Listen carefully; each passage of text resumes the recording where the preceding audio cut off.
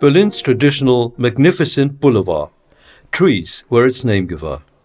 For the construction of Underground Line 5, 54 of the 304 Avenue trees were felled. Even 5 years after the above-ground construction work was completed, no linden trees had been replanted. The planting holes asphalted, the ground sealed, where linden trees should have been growing again for a long time and providing shade, coolness and oxygen, yawning emptiness and desolation. In the outer rows of trees there are 18 asphalt tree discs. 35 trees are missing from the middle boulevard. Unter Linden is a prime example of the disappearance of street trees in Berlin. The city is apparently overwhelmed when it comes to planting new street trees. Has Berlin capitulated to the climate crisis? Not a good signal to the population and visitors.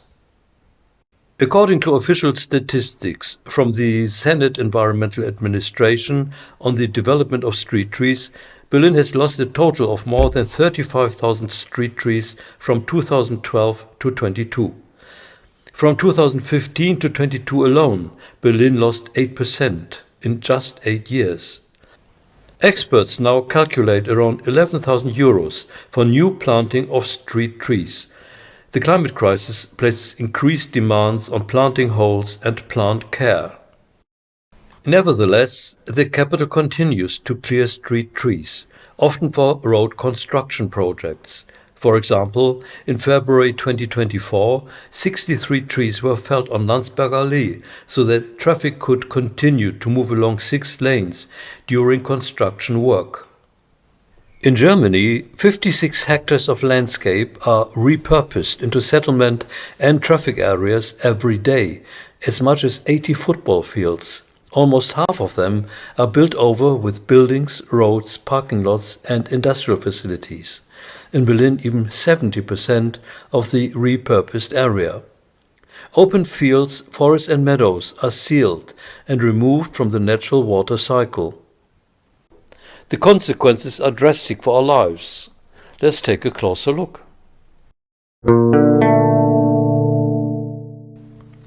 By sealing soil around rivers, precipitation can no longer seep away over large areas.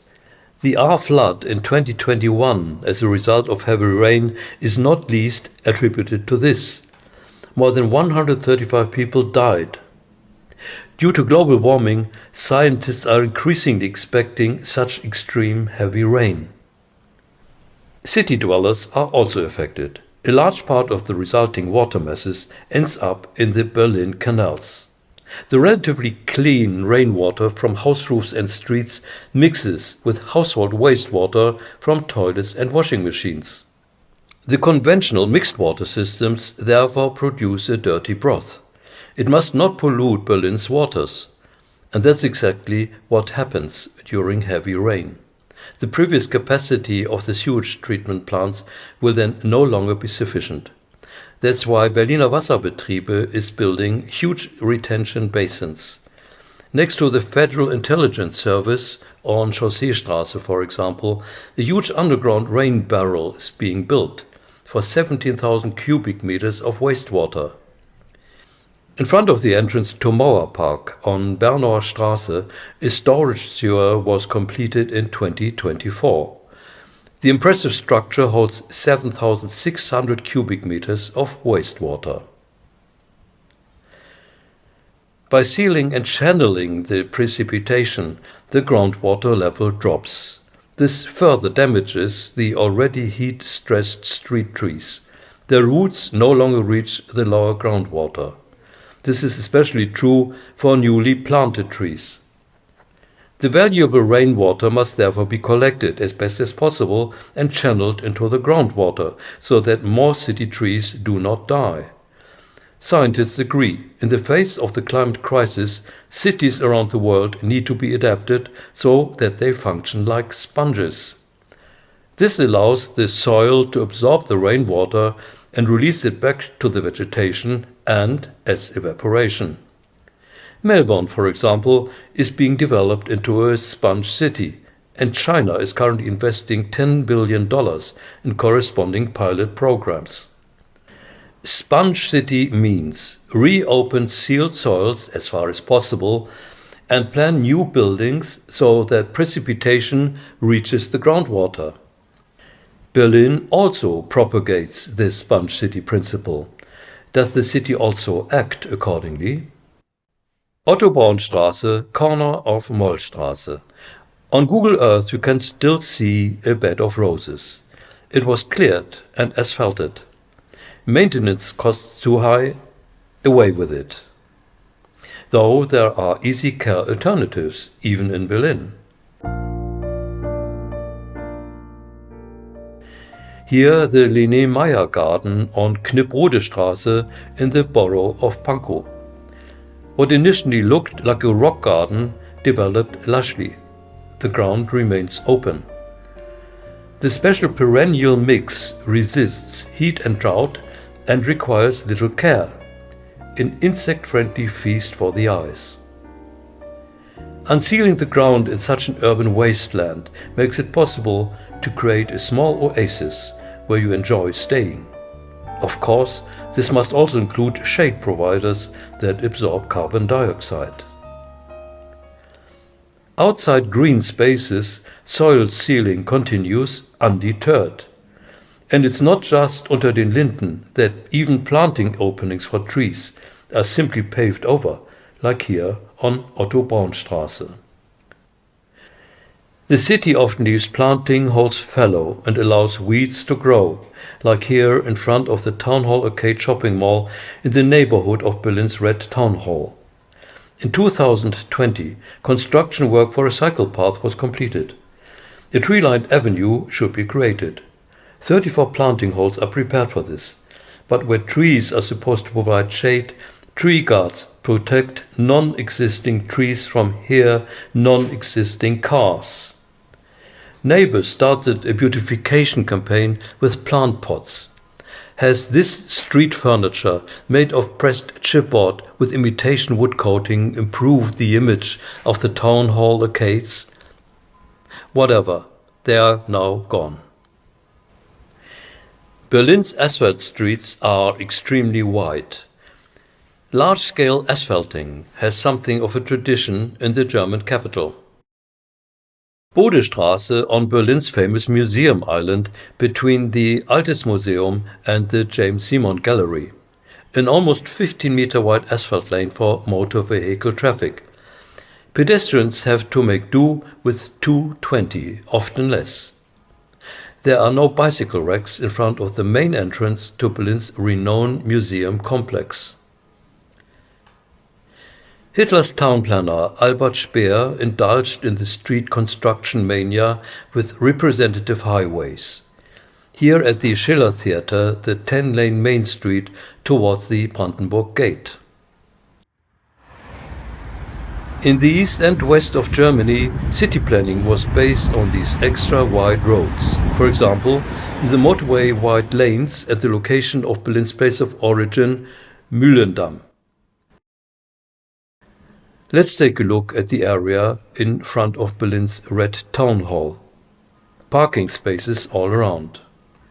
This sealed area was only created in 2020. In front of Berlin's seat of government, another political statement for the car-friendly city. It's not just cyclists that get under the wheel here, the climate too.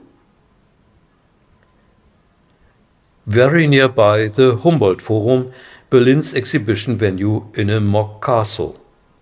One of the eponymous brothers, Alexander von Humboldt, alongside Darwin and Einstein, one of the most important natural scientists of modern times, networked thinker, founder of the ecology principle, fascinating to read here.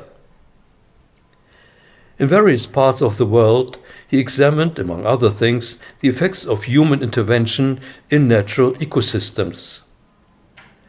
On Karl-Liebknecht-Straße, trees and plants represent the regions that Alexander von Humboldt traveled to and explored. In terms of the city's climate, this small garden is just a fig leaf for Humboldt's ecological ideas, a greenwashing. since the huge area in front of the castle replica is otherwise stone, an anti-Humboldt. The west side is also largely covered with small stone paving. The same thing with the inhospitable castle square in the southeast of the castle simulation. No quality of stay. Shady trees are needed here, perhaps a few beautiful, heat-resistant perennial beds to delight people and insects alike. The inner courtyard of the Humboldt Forum, also a stone wasteland. The green planners had at least planted a weeping willow in front of the facade facing the river Spree. In front of the massive building, however, the lonely tree looks like a bit of parsley decoration on a decidedly unpretentious meal. There's room for improvement when it comes to greenery here too. As is well known, green facades absorb carbon dioxide from the air and produce oxygen. In summer, they cool the environment through evaporation. Such greenery could certainly make Franco-Stella's crisp red architecture a little more palatable for many people. At least the rainwater around the Humboldt Forum is channeled into the river Spree instead of into the sewage system, and some seeps into the ground through the joints. This does not solve the other problem of the sealed city, the problem of heating.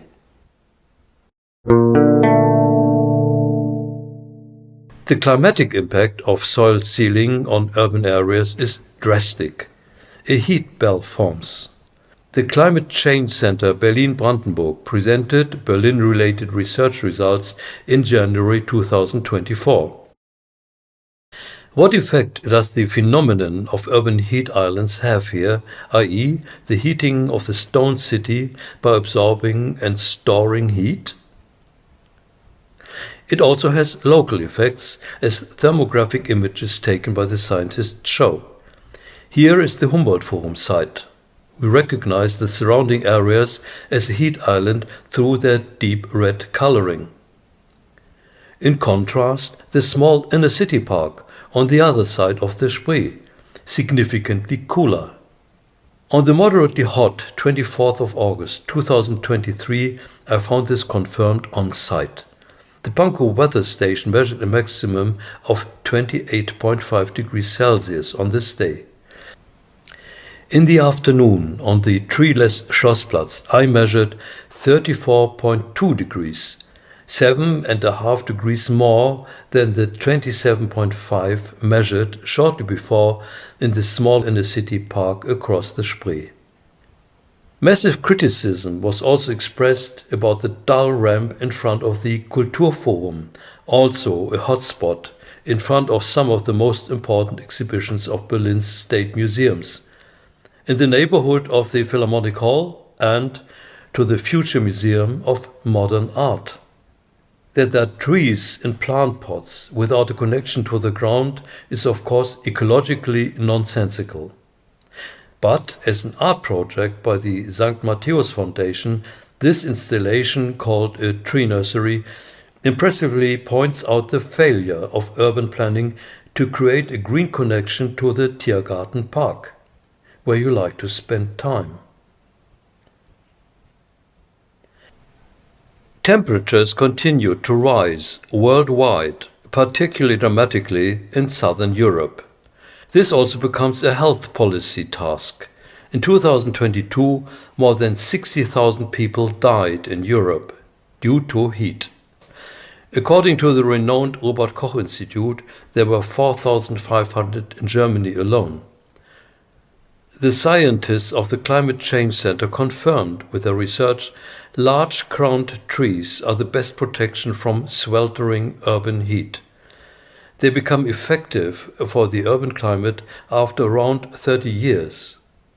These vital avenue trees on Knipprodestraße in the Pankow district were around 40 years old in the heat summer of 2022.